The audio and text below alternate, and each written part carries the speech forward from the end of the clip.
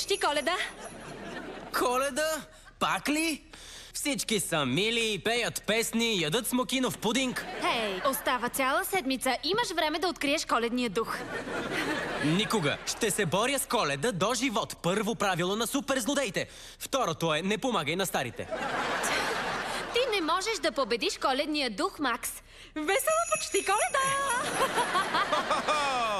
Чудесна работа, Фиби! Сега определено си надминала себе си. Весела почти Коледа! Добре де, разбрах вече.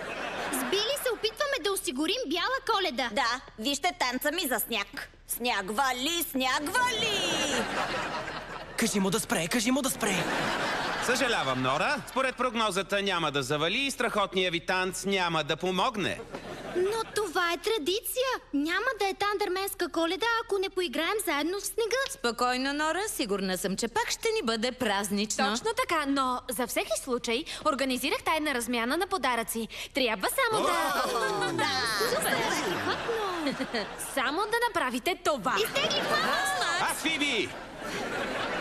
Супер! Изтеглих себе си. Я да видя какво ще си подаря. Добре, да видим. Аз изтеглих татко, което значи, че Макс получава Нора. Ще си го получиш, Нора. Някой иска ли да се разменим? Знаеш ли какво, Нора? Аз ще опазя семейната традиция.